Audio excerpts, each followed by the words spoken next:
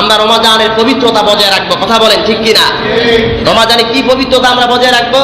বিশ্ব নবী সাল্লাল্লাহু আলাইহি ওয়াসাল্লাম বলেন, ইযা কানা ইয়াউমি সাওমি আহাদিকুম, যখন তোমাদের কারো রমজান মাস আছে, ফালা ইয়ারফাস ওয়ালা ইয়াসকাব, ফালা ইয়ারফাস, সে অশ্লীল কথাবার্তা বলবে না, ওয়ালা ইয়াসকাব, এবং গালমন্দ করবে না, ফাইন কানা সাব্বাহু আও কাতালাহু, যদি তাকে কেউ গালমন্দ করতে চায় এবং তাকে কেউ হত্যা করতে চায়, সে বলবে ইন্নী মুরউম সাইমুন, ভাই আমি একজন রোজাদার, আমার সাথে গালমন্দ করিও না।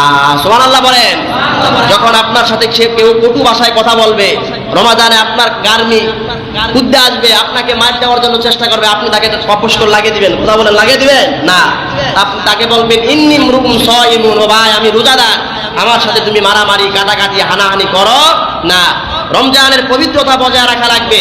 এলাকার মধ্যে সমাজের মধ্যে যেই যে দোকানপাটগুলো খোলা থাকে, এগুলা রমজানে বন্ধ করার দরকার আছে না?